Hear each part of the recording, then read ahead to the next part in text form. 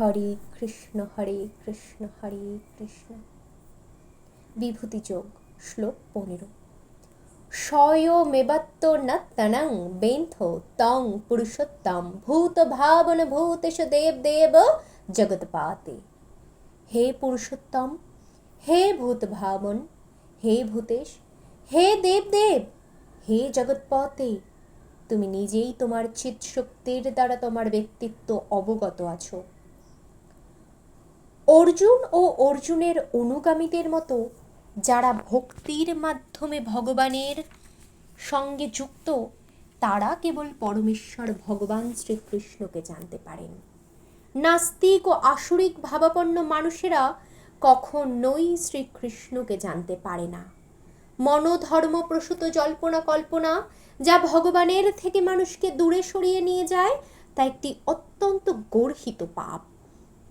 সুতরাং যারা ভগবান শ্রীকৃষ্ণকে জানে না, তাদের কখনোই ভগবদ্গীতার ব্যাখ্যা করার চেষ্টা করা উচিত নয়।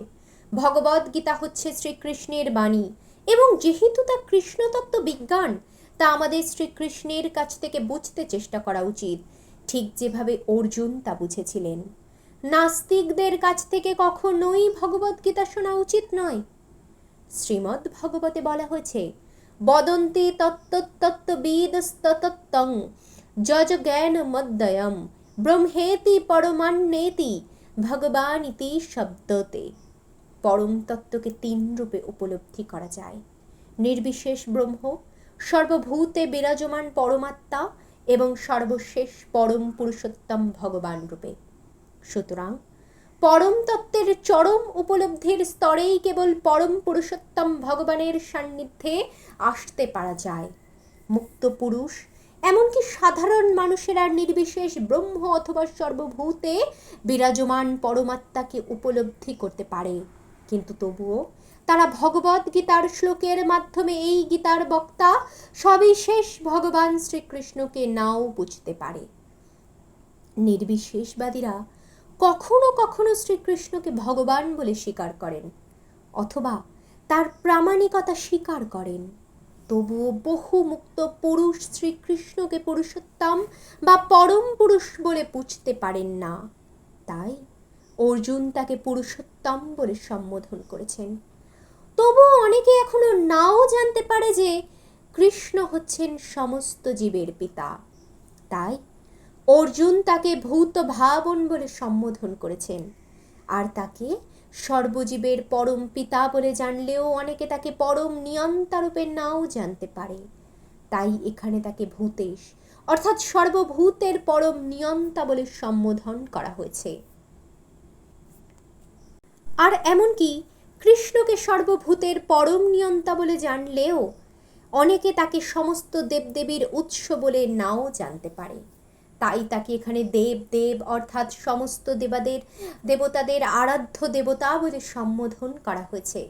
আর এমনকি তাকে সমস্ত দেবতাদের আরাধ্য দেবতা বলে জানলেও অনেকে তাকে সমস্ত জগতের পতি রূপে নাও জানতে পারেন।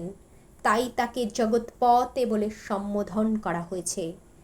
এভাবেই অর্জুনের উপলব্ধির মাধ্যমে এই শ্লোকটিতে কৃষ্ণতত্ত্ব বিজ্ঞান প্রতিষ্ঠিত হয়েছে। আমাদের কর্তব্য হচ্ছে অর্জুনের পদাঙ্ক অনুসরণ করে যথাযথভাবে শ্রীকৃষ্ণকে জানতে চেষ্টা করা।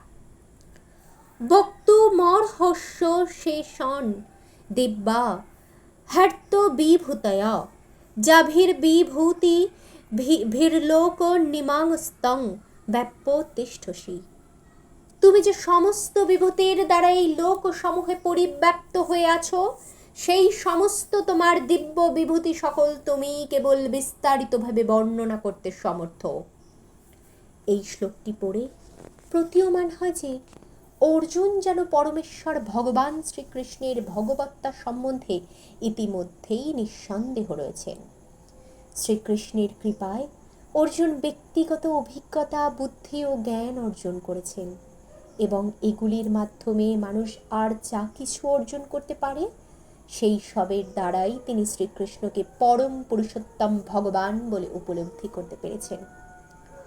ভগবান সম্বন্ধে তার মনে আর কোনো সংশয় নেই, তবু তিনি শ্রীকৃষ্ণকে অনুরোধ করেছেন তার সর্বব্যাপ্ত বিভূতির কথা সবিস্তারে বর্ণনা করতে। সাধারণ লোকেরা, বিশেষ করে নির্বিশেষবাদীরা প্রধানত পরম তত্ত্বের সর্বব্যাপ্ত রূপের প্রতি আগ্রহী। তাই অর্জুন শ্রীকৃষ্ণকে জিজ্ঞাসা করেছেন, তার বিবিধ শক্তির মাধ্যমে তারা সর্বব্যাপ্ত রূপে তিনি কিভাবে বিরাজ করেন।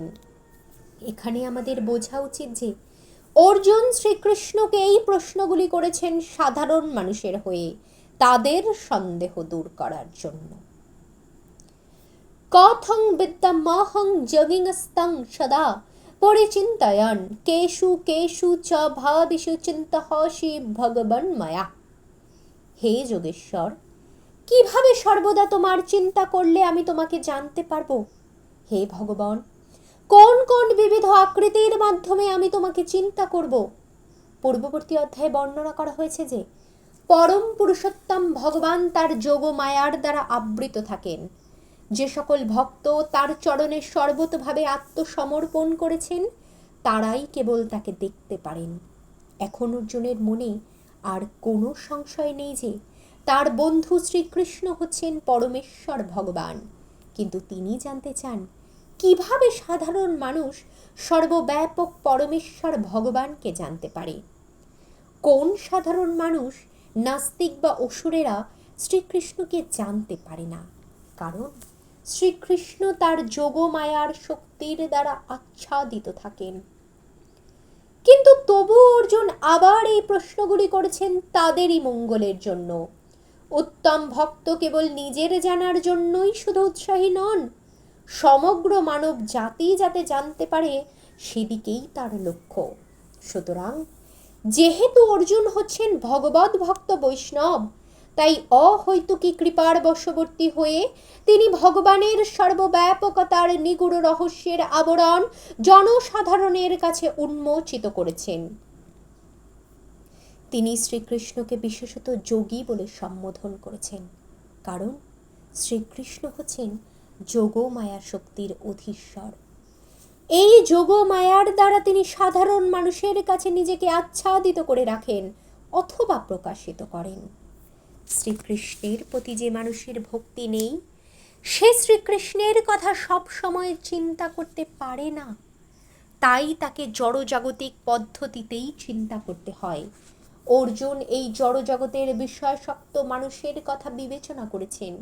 কেষু কেষু চ ভাবেষু কথাটি জড়া প্রকৃতিকে উল্লেখ করে ভাব শব্দটির অর্থ হলো জড়বস্তু।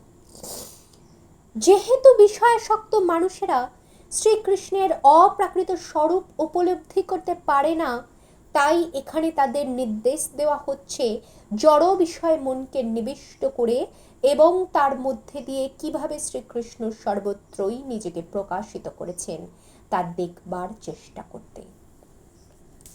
বিস্তরেণ তনু যোগং বিভূতিং চ জনার্দন ভূয় কথায় তৃপ্তির্হি শৃণ্যতো নাস্তি মেহমৃতম। হে জনার্দন, তোমার যোগ ও বিভূতি বিস্তারিতভাবে পুনরায় আমাকে বলো, কারণ তোমার উপদেশামৃত শ্রবণ করে আমার পরিতৃপ্তি হচ্ছে না, আমি আরও শ্রবণ করতে ইচ্ছা করি। অনেকটা এই ধরনের কথা শৌনক মুনির নেতৃত্বে নৈমিষারণ্যের ঋষিরা সূত গোস্বামীকে বলেছিলেন। সেই বিবৃতিটি হচ্ছে, বয়ং তু ন বিতৃপ্পম উত্তম শ্লোক বিক্রমে যচ্ছিন্নতং রসজ্ঞানং সাধু সাধু পদে পদে। উত্তম শ্লোকের দ্বারা বন্দিত শ্রীকৃষ্ণের অপ্রাকৃত লীলা নিরন্তর শ্রবণ করলেও কখনো তৃপ্তি লাভ হয় না। ভগবানের সঙ্গে অপ্রাকৃত সম্পর্কে যারা যুক্ত রয়েছেন তারা পদে পদে তার অপ্রাকৃত লীলারস আস্বাদন করেন। এভাবেই অর্জুনও ভগবান শ্রীকৃষ্ণ সম্বন্ধে, বিশেষ করে কিভাবে তিনি সর্বব্যাপ্ত ভগবান রূপে বিরাজমান তা জানতে ঐকান্তিকভাবে আগ্রহী। এখন অমৃত সম্বন্ধে বলতে গেলে ভগবান শ্রীকৃষ্ণের সম্বন্ধে যে কোনো বর্ণনা অমৃতময় এবং ব্যবহারিক অভিজ্ঞতার মাধ্যমে এই অমৃত আস্বাদন করা যায়। আধুনিক গল্প, উপন্যাস ও ইতিহাস ভগবানের অপ্রাকৃত লীলা থেকে ভিন্ন। জাগতিক গল্প উপন্যাস একবার পড়ার পরেই মানুষ অবসাদ বোধ করে, কিন্তু ভগবান শ্রীকৃষ্ণের লীলা শ্রবণে কখনোই ক্লান্তি আসে না। সেই জন্যই সমগ্র বিশ্ব ব্রহ্মাণ্ডের ইতিহাস ভগবানের অবতার সমূহের লীলা কাহিনীর বর্ণনায় পরিপূর্ণ। যেমন পুরাণ হচ্ছে অতীতের ইতিহাস, যাতে রয়েছে ভগবানের বিভিন্ন অবতারের লীলা বর্ণনা।